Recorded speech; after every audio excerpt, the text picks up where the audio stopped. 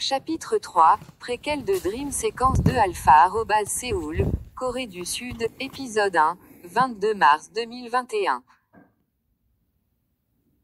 Escorté par des avions de combat sur des centaines de kilomètres à travers l'océan Atlantique, le McDonnell Douglas MD-11 a atterri à Busan, en Corée du Sud, à un endroit désigné comme l'aérodrome de Busan Nations Unies en situation d'urgence. Les pilotes l'appelaient le 32e chemin de fer puisque l'aérodrome était de construction primitive avec un avion atteignant l'extrémité de la piste 32 secondes après le toucher des roues. Une escouade de personnel de sécurité de l'armée de l'air est montée dans le géant de l'Airbus et a donné un briefing comprenant les dernières nouvelles de Séoul, dont le gouvernement était sur le point d'envoyer des ogives nucléaires à Pyongyang, en Corée du Nord. Et Pyongyang était en train de riposter avec ses propres ogives nucléaires. Mes camarades et moi sommes sortis du MD-11 et avons été accueillis par la sonate de la Seconde Guerre de Corée, plus rapide que la vitesse de la lumière. Nous avons entendu une cacophonie d'assauts aériens de chasseurs à réaction, de bombardements d'artillerie d'obusiers, d'hélicoptères de combat, de grenades propulsées par roquettes, de mitrailleuses, de canons et d'armes légères, boum, kaboum, bang bang bang bang bang, papa papa papa, et ainsi de suite.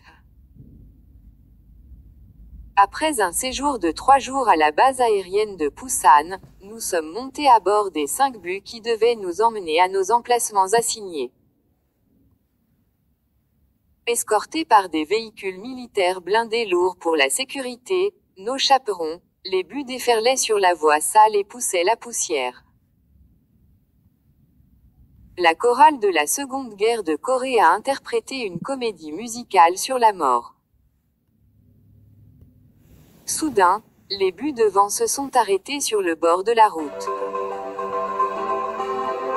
Le personnel s'est précipité hors des bus. Quelqu'un a crié « Couvrez-vous ». Notre bus a hurlé, puis s'est arrêté et s'est garé irrégulièrement le long d'une courbe du chemin de terre. Dès que le conducteur s'est garé, il a ouvert la portière et s'est précipité devant l'un des passagers, criant quelque chose en coréen comme s'il avait perdu la tête. J'ai jeté un bref coup d'œil à l'extérieur. Les soldats et tout le monde s'efforçaient de trouver quelque chose derrière ou sous lequel se cacher. Plusieurs étaient recroquevillés en balles protectrices et s'étaient recouverts de couvertures. J'ai agi lentement. Ma réaction tardive était le résultat de ma perplexité et de ma réticence à croire ce que je voyais. Un soldat m'a attrapé par le col et m'a traîné hors du bus.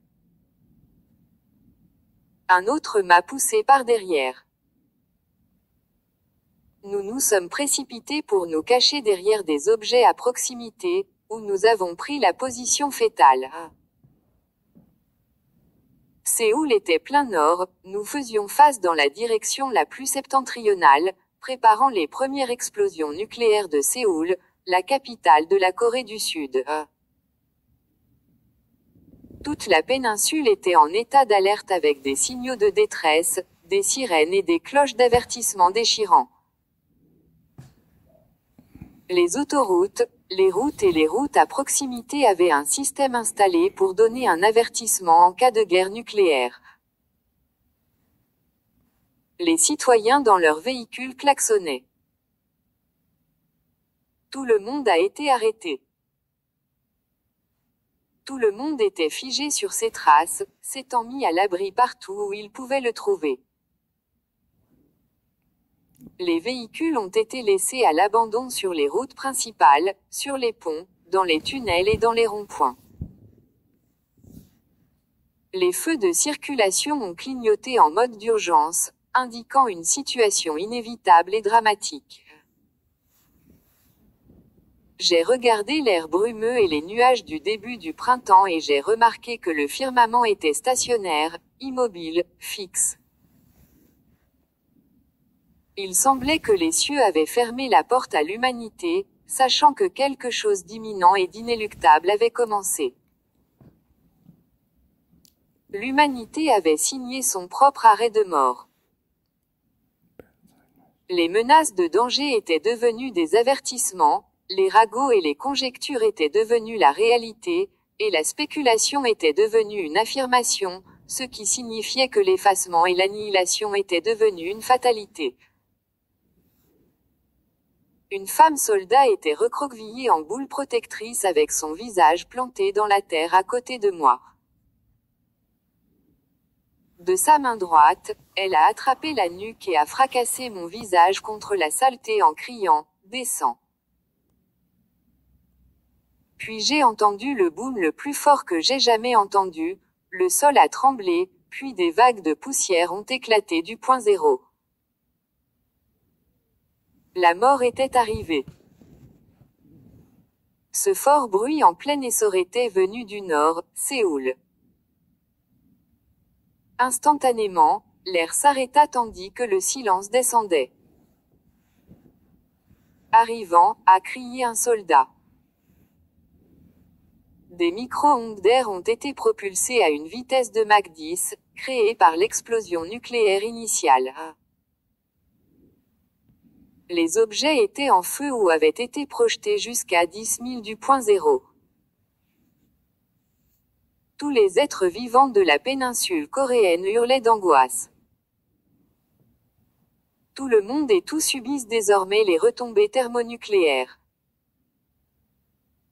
Personne ni rien n'était exempt de la progression de la mort, tout le monde avait un visuel sur la mort à son approche. Des cris d'agonie et de désespoir venaient de toutes les directions. Nous nous sommes entraînés pour éteindre les incendies sur le dos. Je me suis retourné avec un feu brûlant dans le dos. J'ai roulé sur le sol. Une fois mon feu éteint, j'ai fourni de l'aide à d'autres, qui sont alors devenus capables d'aider encore d'autres qui étaient dans le besoin. Un soldat a crié et s'est déchaîné. Je me suis précipité vers elle, je l'ai plaquée au sol et j'ai essuyé le feu dans son dos. À l'improviste, elle a cessé de se tortiller et elle a platiné. Ses cheveux et son corps avaient été gravement brûlés. Je l'ai portée à la morgue extérieure temporaire et ai placé son cadavre à côté des autres cadavres. Une odeur inquiétante, une odeur dégoûtante, une odeur désagréable, l'odeur de chair humaine brûlée tomba sur la péninsule. Au milieu de plus de cris et de hurlements, j'étais partout, faisant ce que je pouvais pour aider. Je me suis mis à genoux, le visage dans la boue, et j'ai prié, Dieu Tout-Puissant, donne-nous la force de continuer. 2 hommes soldats ont sprinté et ont vérifié mes signes vitaux. L'un d'eux a demandé, soldat, ça va? L'autre a vérifié mon pouls et a dit, elle est vivante avec des brûlures au dos. Ils m'ont transporté dans un poste de secours improvisé et m'ont placé à côté d'autres blessés. La puanteur, l'odeur répugnante de chair humaine brûlée, me donna une migraine. J'ai pensé, Big Brother USA, que ferez-vous des conséquences géopolitiques? Cette fois, Big Brother USA, nous sommes dans un bourbier, et il n'y a pas de solution connue. L'humanité avait signé son propre arrêt de mort. Comme prévu, des nuages en forme de champignons se sont formés après l'explosion des ogives nucléaires de 11 mégatonnes. Les énormes nuages se déplaçaient sous le vent à une vitesse de 70 à 140. Chapitre 3, préquel de Dream Séquence 2 Alpha.